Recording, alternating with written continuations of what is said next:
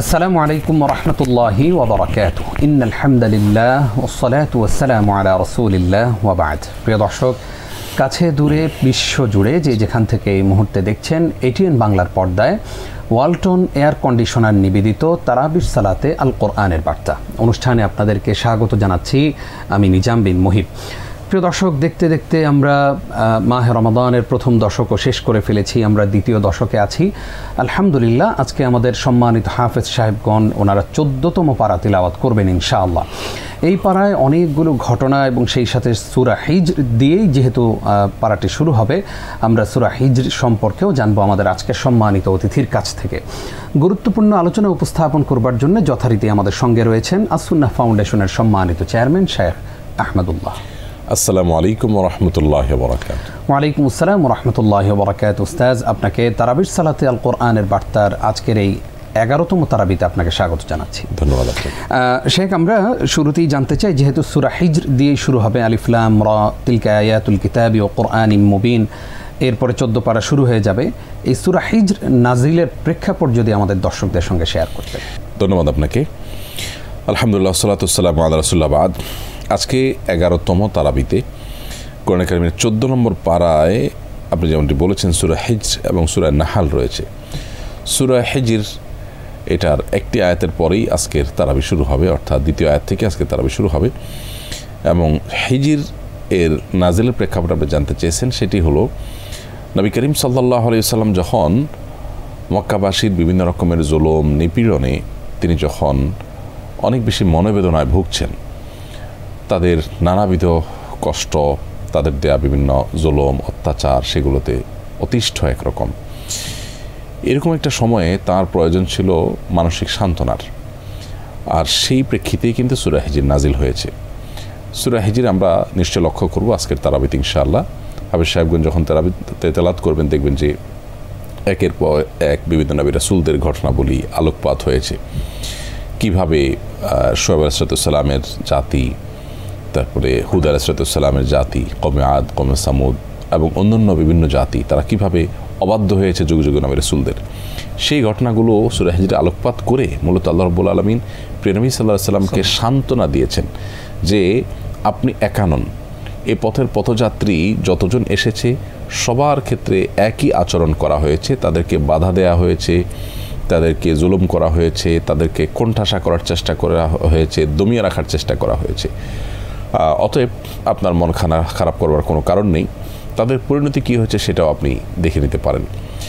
তো এই সূরা হিজরটা ছিল নবী সাল্লাল্লাহু আলাইহি সাল্লামের জন্য অনেক বিশাল বড় সান্ত্বনা, কারণ তার সেই মনোবেদনা অনেকখানি লাঘব হওয়ার জন্য এটা কার্যকরী মহৌষধের মতো ছিল, যে আগের যুগের বিভিন্ন নবী রাসূলগণ অনেক কঠিন কঠিন চ্যালেঞ্জ ওভারকাম করেছেন এবং তাদের বিরুদ্ধাচরণকারীদেরও পরিণতি খুবই খারাপ হয়েছে। সো মক্কায় আজকে যারা নবীজি সাল্লাল্লাহু আলাইহি সাল্লামের বিরোধিতা করছে, তার জন্য এটা হিসাব মেলানো সহজ হয়েছে যে তারাও একটা সময় ঠিকই এরকম ধ্বংসপ্রাপ্ত হবে যদি তারা তাদের এই অবস্থানে অনড় এবং অটল থাকে। হিজর এটা মূলত একটি জায়গার নাম।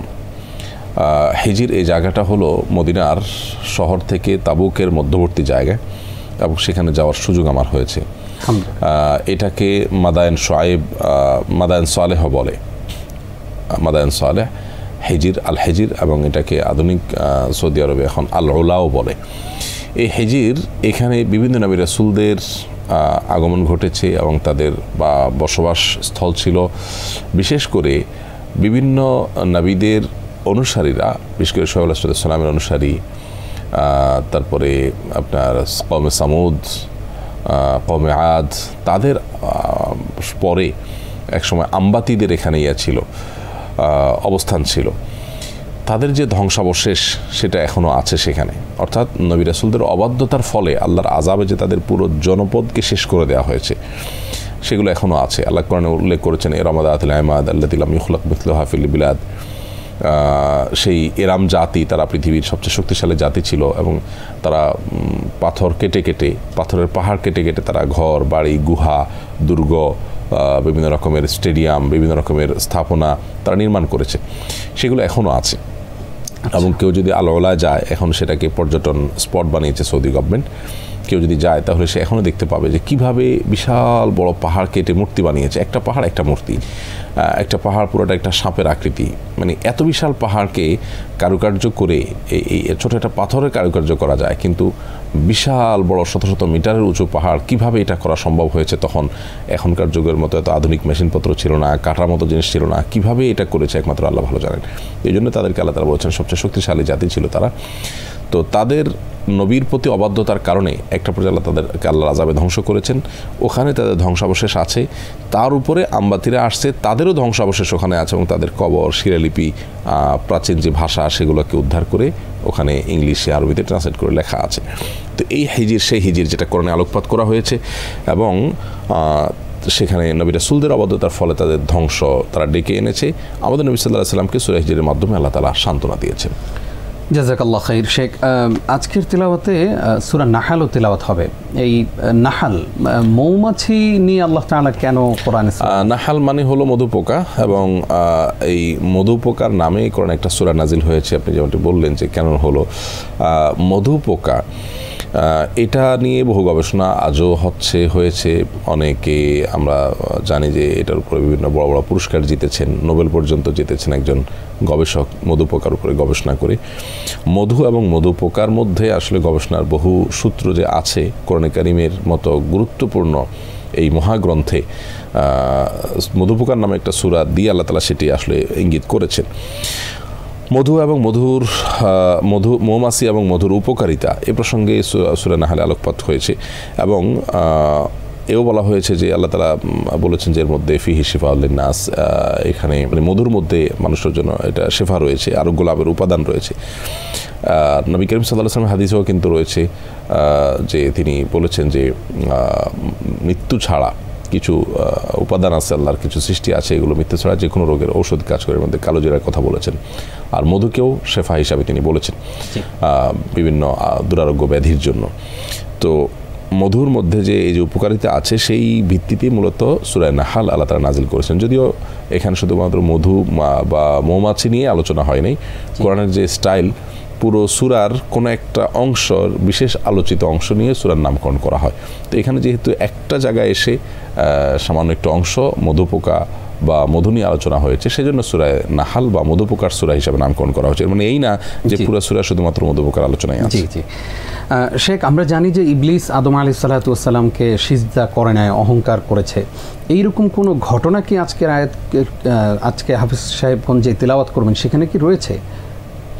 জি, আজকের তেলাওয়াতকৃত আয়াতের মধ্যে 15 নম্বর সূরা 26 থেকে 44 নম্বর আয়াতে আপনি যেটা দিকে ইঙ্গিত করছেন সেটি রয়েছে যে আল্লাহ রাব্বুল আলামিন ঠনঠনে মাটি থেকে আদম আলাইহিস সালামকে সৃষ্টি করেছেন, জিনদেরকে উত্তপ্ত অগ্নিশিখা থেকে সৃষ্টি করেছেন। এখানে মানুষের সৃষ্টির উপাদান এবং জিন জাতির সৃষ্টির উপাদান আল্লাহ তাআলা উল্লেখ করেছেন। এরপর আল্লাহ তাআলা আদম আলাইহিস সালামকে সিজদা করার যখন নির্দেশ দিলেন সবাই ফেরেশতারা নির্দেশ মানলেন, কিন্তু শয়তান যে ইবলিস সে মানল না, কারণ সে যুক্তি হিসাব পেশ করলো যে খালাকতানি মিন নার ওয়া খালাকতাহু মিন তিন, যে আল্লাহ আমাকে তো আগুন থেকে আপনি সৃষ্টি করেছেন আর তাকে মাটি থেকে সৃষ্টি করেছেন, তো আগুন কীভাবে মাটিকে সিজদা করবে, বা আগুনের মর্যাদা কি মাটির চাইতে কি কম কিনা? তো আসলে আল্লাহ যাকে মর্যাদা দিবেন তার মর্যাদা বেশি। আল্লাহ তাআলা সৃষ্টিকর্তা, তিনি আগুনেরও সৃষ্টিকর্তা, মাটিরও সৃষ্টিকর্তা। বিধায় যুক্তি হলো যে আল্লাহ যাকে মর্যাদাবান হিসাবে ঘোষণা দিবেন সেই মর্যাদাবান হিসাবে ঘোষিত হবে এবং প্রমাণিত হবে।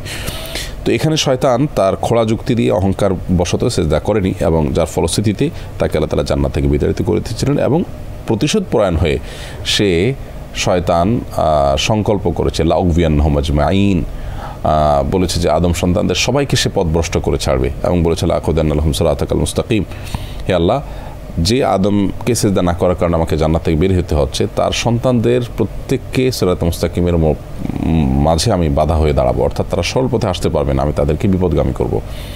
এই জন্য আমাদেরকে এখনও পর্যন্ত যত প্রকার অন্যায় পাপাচার আমাদের দ্বারা হয়, আমাদের প্রবৃত্তির যেরকম একটা প্রভাব আছে, শয়তান আমাদেরকে সেটার জন্য প্ররোচনা করে, এবং তার কাজই হলো আদম সন্তান যাতে জান্নাতে যেতে না পারে।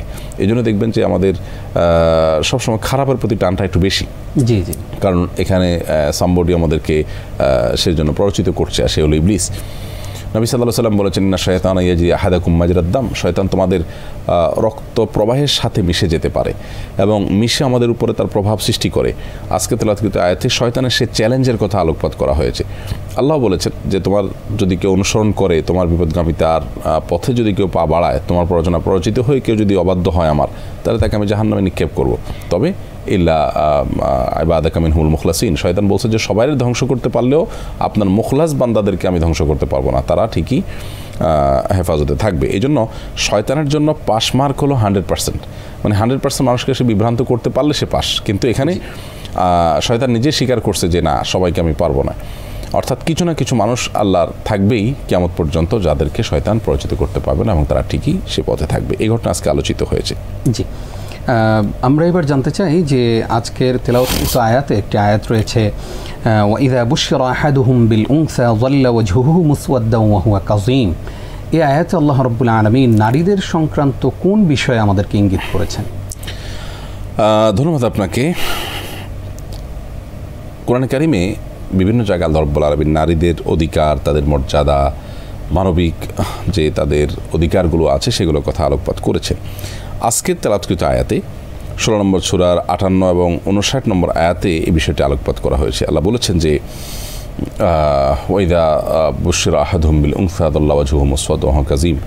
মক্কাবাসীদের চরিত্র ছিল যে তাদের কাউকে যদি কন্যা সন্তান হয়েছে সংবাদ দেওয়া হতো, তাদের মুখ কালো হয়ে যেত। ইয়াতাওয়ারা মিনাল কওম মিন সুই মা বুশিরা বিহি। তাদেরকে যে সংবাদ দেওয়া হয়েছে, কন্যা হয়েছে তার, এই সংবাদ শুনে সে মুখ লুকাতো, মানুষ থেকে মুখ লুকাতো, মুখ দেখাতো না মানুষকে, লজ্জায়। তো এই ছিল তাদের অবস্থা। আল্লাহ তাআলা সেটা সমালোচনা করেছেন এবং আল্লাহ তাআলা কোরআনের অন্য জায়গায় বলেছেন যে তিনি ইয়াহাবুল লিমান ইয়াশা ও ইনাথ ওয়া ইয়াহাবুল লিমান ইয়াশা উয-যুকুর। আল্লাহ যাকে ইচ্ছা তাকে কন্যা দেন, যাকে ইচ্ছা তাকে ছেলে দেন। এখানে ইন্টারেস্টিং বিষয়, আল্লাহ প্রথমে কন্যার কথা বলেছেন, এরপরে ছেলের কথা বলেছেন। অনেক ওলামা ইকরাম বলেছেন এর জন্য শুরুতে কন্যা হওয়া তুলনামূলকভাবে ভালো। যাই হোক, তো আল্লাহ রাব্বুল আলামিন বলেছেন যে তিনি দেন এটা, এবং ইউযাওযিজুহুম যুকরান ওয়া ইনাসা, এবং কাউকে কাউকে ছেলে মেয়ে দুইটাই দেন।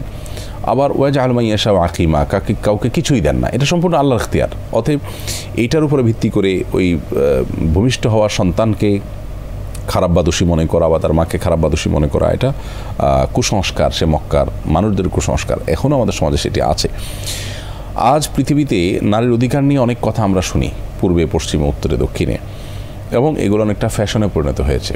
এখন নারীর অধিকার নিয়ে কথা বলাটা একটা ফ্যাশনের ব্যাপার। কিন্তু এই যে কোরআন যখন বলেছে 1450 বছর আগে, 1450 বছর আগের পৃথিবীতে নারীর অধিকার নিয়ে এভাবে কথা একমাত্র কোরআনই বলেছে, একমাত্র আল্লাহ তাআলা তার রাসূলকে দিয়েই বলিয়েছেন। সো আমরা মুসলিমরা অন্তত নারীর অধিকারের জন্য আমাদেরকে অন্য কোথাও যেতে হবে না, আমরা কোরআনের দিকে তাকালেই হবে, যেটা আজকের আয়াতেই একেবারে 16 নম্বর সূরা 58 59 নম্বর আয়াতে রয়েছে। কোরআন কারীমে সূরা নিসা নামে বিশাল বড় সূরা আল্লাহ তাআলা নাযিল করেছেন, নারীদের সূরা। অথচ সূরাতুর রিজাল বা পুরুষদের সূরা নামে আলাদা কোনো সূরা কিন্তু নেই। সূরা তাহরিম, সূরা তালাক, একাধিক সূরা নারীদের বিধিবিধানের জন্য আলাদা আল্লাহ তাআলা আলোচনা করেছেন এবং নাযিল করেছেন। নারীদের অধিকার নিয়ে বিভিন্ন জায়গায় আল্লাহ রাব্বুল আলামিন আলোকপাত করেছেন পুরা কোরআন জুড়ে। অতএব আমাদের কর্তব্য হবে যে সকলের অধিকার যাতে যথাযথভাবে আদায় হয়, সমাজের মানুষ যেন আদায় করে, সেজন্য কোরআনের শরণাপন্ন হওয়া, সুন্নাহর শরণাপন্ন হওয়া, আর কোনো দিকে যাওয়ার কোনো প্রয়োজন নেই। মানুষ কোনো নিজে থেকে কোনো অধিকার নিয়ে যদি কাজ করে সেখানে ভুল হতে পারে, কিন্তু কোরআন বা হাদিসে স্বয়ং আল্লাহ যেগুলো দিয়ে দিয়েছেন সেগুলো ভুলের ঊর্ধ্বে। সো এই আয়াত আমাদেরকে ইসলামের নারীদের অধিকার এবং মর্যাদার যে বিশদ বর্ণনা করেছে সেটির ব্যাপারে সুস্পষ্ট ধারণা দেয়। জি উস্তাদ, প্রসঙ্গত আপনার কাছে জানতে চাই যে সম্প্রতি আমরা দেখেছি, আপনিও নিশ্চয়ই বিষয়টি অবগত আছেন, যে মাগুরার একটি 8 বছরের একটি মেয়ে বাচ্চাকে রেপ করা হয়েছে। এই যে এই পিশাচদের আসলে শাস্তি কি হওয়া দরকার বলে আপনি মনে করেন, এবং এই জায়গা থেকে আমাদের রাষ্ট্রের কি দায়িত্ব আছে, আমাদের জনগণের কি দায়িত্ব আছে, এবং আমাদের যে নৈতিক অবক্ষয় হয়েছে এই অবক্ষয় থেকে আমরা আমাদের পরিবারকে কিভাবে শুধরাতে পারি এবং কিভাবে আমরা ফিরে আসতে পারি এই জায়গায়? দেখুন, কোরআনে কারিমে আল্লাহ রাব্বুল আলামিন জিনা এবং ব্যভিচারের শাস্তি রেখেছেন সবচেয়ে মর্মান্তিক শাস্তি, সবচেয়ে মর্মন্তুদ এবং সবচেয়ে কঠিন শাস্তি রেখেছেন আল্লাহ তাআলা এটাতে। কেন? কারণ পৃথিবী পুরোটাকে যদি কেউ ধ্বংস করে ফেলে সেটাকে আবার গড়ে তোলা যাবে। কেউ কোনো সর্বগ্রাসী যুদ্ধ চাপিয়ে দিয়ে গোটা পৃথিবীর সকল ভবন ধসিয়ে দিয়েছে মাটির সাথে, সে ভবনগুলো আবার একসময় গড়ে তোলা যাবে। কিন্তু মানব সভ্যতাকেই যদি কেউ বিলুপ্ত করে ফেলার উদ্যোগ নেয়, সেটা আর পুনরায় গঠন করা যাবে না। পৃথিবীর সব মানুষ শেষ করে ফেললো, তাহলে মানুষ থেকে আসবে? বিল্ডিং একটা শেষ হলে আরেকটা তৈরি করতে পারে মানুষ বেঁচে থাকলে। ব্যভিচার এটা যদি সমাজে প্রতিষ্ঠিত হয়, ব্যাপক হারে হয়, তখন মানব সভ্যতা এক সময় বিলুপ্ত হওয়ার দিকে যাবে। কিভাবে? আজ আমরা দেখি পশ্চিমা পৃথিবীতে, পৃথিবীর উন্নত অংশে বিবাহ বহির্ভূত সম্পর্ককে অ্যাপ্রিসিয়েট করার ফলশ্রুতিতে সে সমস্ত জায়গায় কিন্তু মানুষ জন্মের হার কমতে কমতে কমতে সেটা এখন ভয়াবহ লেভেলে চলে গেছে। কোনো প্রণোদনা দিয়ে মানুষ জন্মের হারকে কোনো দেশের সরকার স্বাভাবিক করতে পারছে না, কোনো একটা দেশেও না। গলদঘর্ম হয়ে যাচ্ছে, মানুষ জন্ম হচ্ছে না, দেশ চালাবার মতো মানুষ নাই, ইয়াং তো পয়দা হচ্ছে না, কারণ কেউ সন্তান নেয় না। বিবাহ বহির্ভূত সম্পর্ক এমন একটা জিনিস যে এখানে শুধুমাত্র ভোগটাই মুখ্য থাকে, just time pass. Girlfriend boyfriend একে অন্য দ্বারা জাস্ট উপভোগটা তাদের মুখ্য থাকে। সংসার, জীবন ধারণ, পরিবার, এগুলো প্রশ্নই ওঠে না। কেন? এগুলো করতে হলে তাকে স্থায়ী চিন্তা করতে হবে, আর সেই গার্লফ্রেন্ড বয়ফ্রেন্ডের কালচারের মধ্যে সে সকাল বিকাল চেঞ্জ করতে পারছে। এই কালচারের ফলশ্রুতিতে আস্তে আস্তে আস্তে আস্তে মানুষ জন্ম দেওয়ার বা সন্তান জন্ম দেওয়ার যে টেন্ডেন্সি, এটাই আস্তে আস্তে কমে যাচ্ছে। এটা যদি এভাবে কমতে থাকে, তাহলে একটা সময় দেখা যাবে যে মানুষ হারিয়ে যাচ্ছে। এই জন্য ইসলাম এটাকে সবচেয়ে ভয়াবহ শাস্তি হিসাবে ঠিক করেছে, অপরাধের শাস্তি, অর্থাৎ ধর্ষণ বা আপনার ব্যভিচার। ধর্ষণটা ব্যভিচারের চাইতে মাত্রা আর একটু বেশি। কোরআন কারীম এটাকে ফাসাদ ফিল আরদ যে পড়েছে, তার অধীনে আমরা ফেলতে পারি। পৃথিবীতে যদি কেউ মানে অশান্তি এবং হাঙ্গামা সৃষ্টি করে, ত্রাসের রাজত্ব করে, ধর্ষণটা হলে এরকম একটা অপরাধ, সেটা আমরা বলতে পারি। তো সেক্ষেত্রে কিন্তু তার আরও মর্মান্তিক শাস্তির কথা বলা হয়েছে। তার হাত পা কর্তন করা বিচারিকভাবে, অবশ্যই এটা কেউ করবে না, এটা বিচারিকভাবেই শুধু প্রতিষ্ঠিত হতে পারে। তারপর শুলে চড়িয়ে মৃত্যুদণ্ড কার্যকর করা, এবং আরও বিভিন্ন নির্মম দেশান্তর করা, তার অপরাধের মাত্রা ভেদে তার জন্য বিভিন্ন শাস্তির কথা কোরআন বলেছে। তো ধর্ষণের সর্বোচ্চ শাস্তি মৃত্যুদণ্ড হওয়া উচিত। এটি সাব্যস্ত হলে সুষ্ঠু তদন্তের মাধ্যমে মৃত্যুদণ্ড হওয়া উচিত, এবং আইনি যে ফাঁকফোকরে ধর্ষকরা পার পেয়ে যায়, সেজন্য কিন্তু একের পর এক ঘটনাগুলো ঘটে। এগুলো খুবই দুর্ভাগ্যজনক আমাদের জন্য, যে একটা দেশ সেখানে ধর্ষক ধর্ষণ করার সুযোগ বা সাহস পায় কেন? কারণ সে জানে সামহাও সে থানা ম্যানেজ করে ফেলবে, সে বিচার কিনে ফেলবে, অথবা বিচারকে টাকা পয়সা দিয়ে কোনোভাবে সে তার অনুকূলে নিয়ে নিবে, এরকম ভরসা তার আছে দেখেই সেই ধরনের অপরাধ করে। এই জন্য এই জায়গাটাতে আমাদের ডেভেলপমেন্টের জন্য আমাদের সংশ্লিষ্ট যারা আছেন, বিশেষ করে পলিটিশিয়ানদের, তাদের শপথ করতে হবে। তা না হলে পৃথিবীর অন্য যে কোনো দেশের চাইতে আমরা পিছিয়ে আছি এই জায়গাটাতে, যে আমাদের দেশে অপরাধীরা অপরাধ করতে ভয় পায় না, কারণ জানে যে কোনো না কোনোভাবে পার পেয়ে সে যেতে পারে। এটা তো দূর হওয়া উচিত। আল্লাহ আমাদেরকে রহম করুন। উস্তাজ, আজকের তেলাওয়াতে আদেশ নিষেধ রয়েছে অনেকগুলো, আমরা অনেক আলাপ করে ফেলেছি। এখন আমরা একটু আদেশ নিষেধে যেতে চাই। আল্লাহ তাআলা 5 নম্বর রাকাতে আজকে হাফেজ সাহেবগণ পড়বেন, লা তামুদ্দান্না আইনাইকা ইলা মা মাত্তা'না বিহি আজওয়াজাম মিনহুম ওয়ালা তাহজান আলাইহিম ওয়াখফিদ জানাহাকা লিল মুমিনিন। এইরকম একটি আয়াত ওনারা তিলাওয়াত করবেন 5 রাকাতে, 5ম রাকাতে।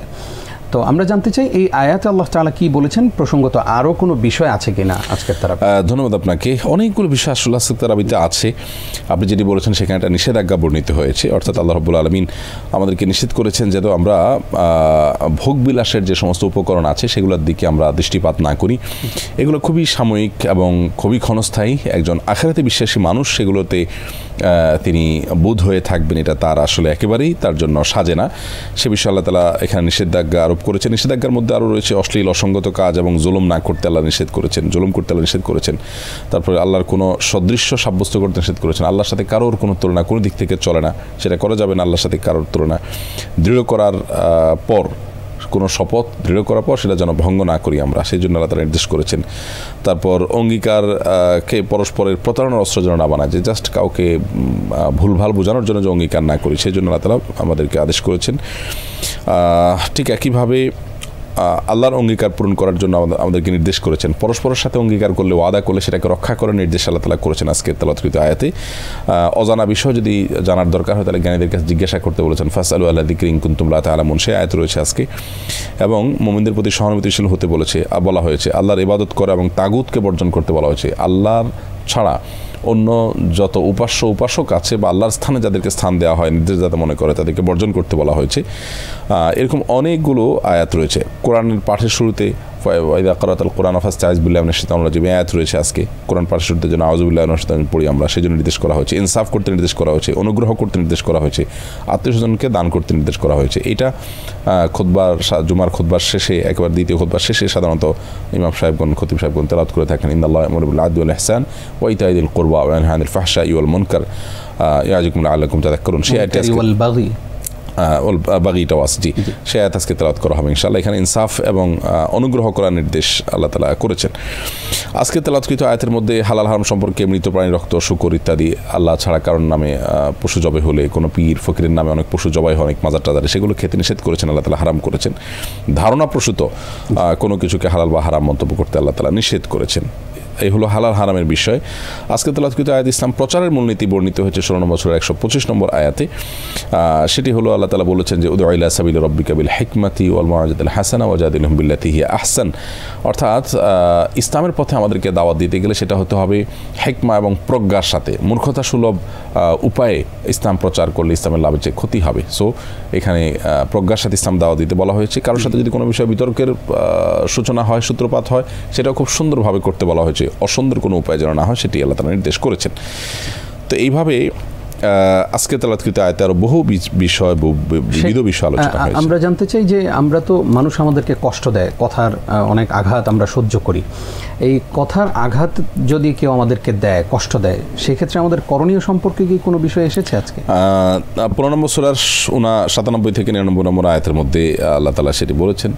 যদি বিশেষ করে এটি আসছে প্রিয় নবী সাল্লাল্লাহু আলাইহি ওয়াসাল্লামের ইস্যুতে, যে তিনি যখন বিভিন্ন কাফেরদের দেয়া কষ্টের কথায় আঘাতপ্রাপ্ত হতেন, তখন তাকে আল্লাহ তাআলা সান্ত্বনা দিয়ে বলেছেন যে আপনি আল্লাহর প্রশংসা মাখা তাসবিহ পাঠ করুন, অর্থাৎ সুবহানাল্লাহি ওয়া বিহামদিহি পাঠ করুন কেউ কষ্ট দিলে, আর সেজদায় অবনীত হয়ে যান। সেজদায় গিয়ে আপনি মন ভরে আল্লাহর সাথে কথা বলুন, আপনার মন হালকা হবে।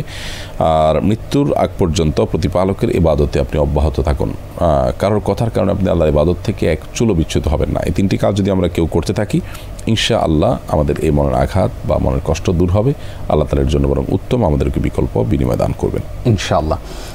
আজকের তেলাওয়াতকৃত আয়াতগুলো থেকে আমাদের জন্য কি শিক্ষা রয়েছে? শিক্ষা তো প্রতিটা আয়াতে, প্রতিটা পরতে প্রতিটা লাইনে লাইনে রয়েছে আলহামদুলিল্লাহ। এর মধ্যে নিজেদেরকে পরিশুদ্ধ করার গুরুত্ব আমরা আজকের তেলাওয়াতকৃত আয়াতগুলো থেকে খুব বেশি বুঝে আসে আমাদের। এবং আল্লাহর পথে চলতে গেলে বহু বাধা আসবে, মন খারাপ করার মতো ইস্যু আসবে, তারপর স্থির সংকল্প আমাদের থাকতে হবে, সেই শিক্ষা রয়েছে। শয়তান আমাদেরকে বিপদগামী করার চেষ্টা করতে পারে, সেটা আমাদের মাথায় থাকতে হবে। যখনই খারাপ কাজের প্রতি প্ররোচনা হয় আমার, তাহলে শয়তান অ্যাক্টিভ হয়েছে, এটা আমরা ধরে নিব, শিক্ষা নিব, এবং শয়তানের ফাঁদ থেকে মুক্ত থাকার জন্য আল্লাহর কাছে আশ্রয় প্রার্থনা করব। সেটির জন্য আমাদেরকে আউযুবিল্লাহ পাঠ করতে নির্দেশ করা হয়েছে। এবং শয়তানের ফাঁদ থেকে মুক্ত থাকার জন্য, পরিশুদ্ধ থাকার জন্য আল্লাহর পথে স্থির এবং সংকল্প থাকতে হবে আমাদের পরিপূর্ণভাবে। জাযাকাল্লাহ খাইর উস্তাজ, অনেকগুলো বিষয় চলে এসছে। আল্লাহ তাআলা আমাদের এই আয়োজন কবুল করুন। আপনি কষ্ট করে সময় দেওয়ার জন্য আপনাকে ধন্যবাদ জানাই। ধন্যবাদ আপনাকে। প্রিয় দর্শক, এতক্ষণ যারা আমাদের সঙ্গে ছিলেন আপনাদেরকেও ধন্যবাদ জানিয়ে শেষ করছি আজকের আয়োজন। আল্লাহ রাব্বুল আলামিন আপনাদের সকলকে ভালো রাখুন, সুস্থ রাখুন, সেই প্রত্যাশায় বিদায় নিচ্ছি আমি নিজাম বিন মুহিব। আসসালামু আলাইকুম ওয়া রাহমাতুল্লাহি ওয়া বারাকাতুহু।